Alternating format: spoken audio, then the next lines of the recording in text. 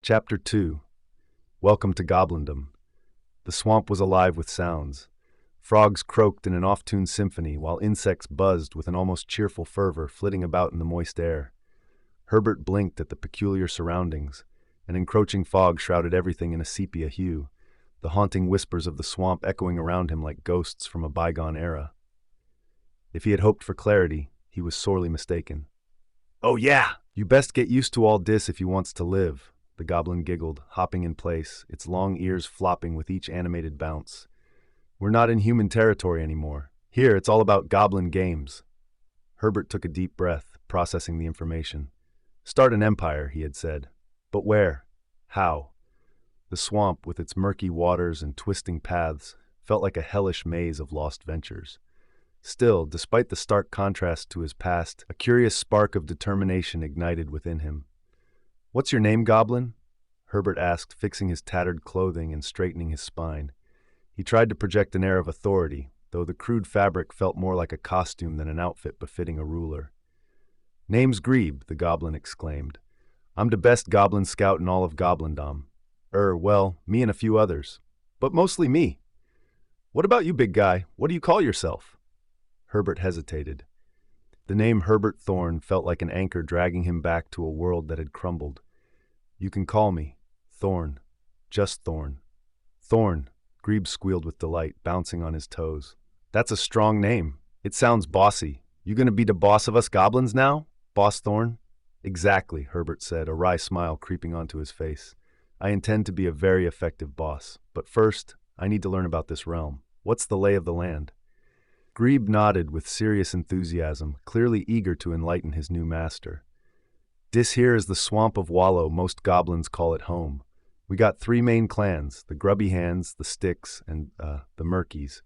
Each of them got their own strengths and their own craziness." "Interesting," Herbert replied. His mind was already working furiously, piecing together the fragmented pieces of this new life.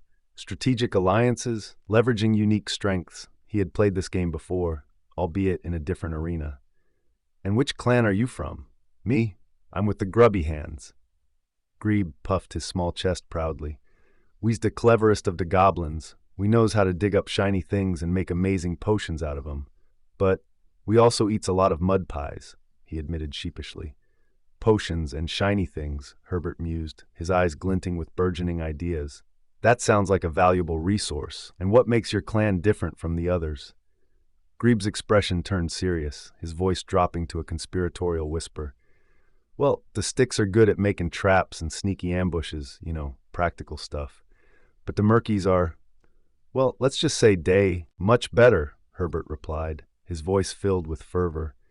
"If we combine our strengths, we can build an empire that even humans would envy." With determination swelling in his chest, Herbert took a step forward, only to squelch into the mud, nearly losing his balance. Grebe snickered, but promptly stifled it, sensing the seriousness of the moment. "Lead the way to this council meeting, Grebe. It's time they meet their new boss, and I want them to know we're going to transform this place into something magnificent," he declared, a sense of purpose flooding his veins. Grebe's eyes widened, excitement blooming on his face. "Right away, Boss Thorne?" He turned on his heel, leading the way through an overgrown path. The terrain was treacherous, brambles and roots attempting to tangle their feet, but Herbert navigated skillfully, remembering to keep his eyes peeled for potential hazards, both natural and those of the goblin variety. As they walked, Grebe chattered incessantly about the nuances of goblin politics. "You see, most goblins don't trust humans at all. They think y'all come for our treasures and keep us in servitude. But you don't seem to be like the rest. You talk smart, and that's good. Smart goblins get better jobs." This constant stream of banter was both amusing and strangely heartening to Herbert. It was refreshing to hear someone talk about ambition and prospects again, even if spoken by a gusto-filled goblin. "Trust is earned, not given," Herbert replied thoughtfully. "I'll prove that I'm different, and in doing so, I will help you and your clan rise." "Rise? Like flying?" Grebe scratched his head in confusion before shaking it off. "I like this idea of rising. Pa always said, if you can rise from mud, you can conquer all."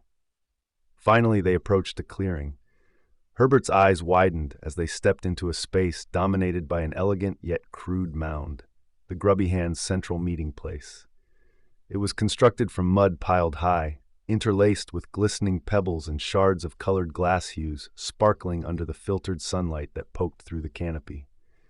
A multitude of goblins congregated around the mound, their raucous chatter resonating through the air. As Grebe and Herbert entered, all eyes turned to them.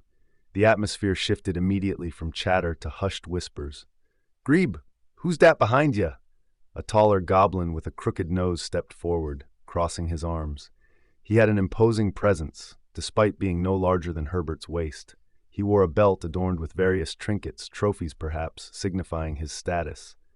"This is Boss Thorne," Grebe exclaimed, puffing out his chest. "He says he's here to help us and become ruler of the Goblindom. We needs to listen." The taller goblin snorted, and the crowd erupted in laughter. "Ruler from the human? We's not some avian beasts. Why should we take orders from a two-legged snake?" Herbert took a step forward, the challenge sparking a fire within him. "Because I have of a," Herbert asked, feeling the crowd's tension shift in his favor. "Prove you can enhance our potion trade," the goblin snapped, leaning forward, a devious spark lurking in his gaze. "Find something rare, something the other clans want.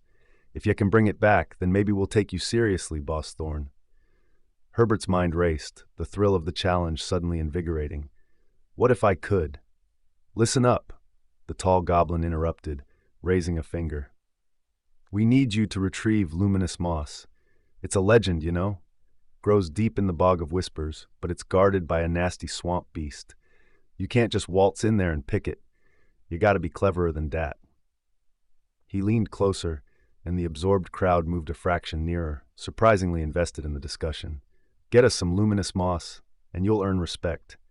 Until then, Grebe, take him back to camp. We need to see if the humans got what it takes."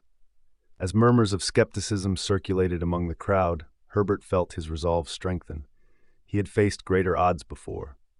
"I accept your challenge. But know this," he pointed a finger toward the tall goblin, "failure is not an option." The tall goblin stared for a long moment, reevaluating Herbert's intensity. "Maybe we got a real fire starter on our hands." "Fire starter or empire builder, I will not disappoint," Herbert replied, his resolve growing with every passing moment. "Good luck, Thorne," the goblin smirked, retreating a step. "The swamp will eat you alive if you're not careful." With that, Grebe pulled Herbert away from the cluster of curious goblins, excitement bubbling within him. "You really gonna do it, boss? You's gonna get the luminous moss?"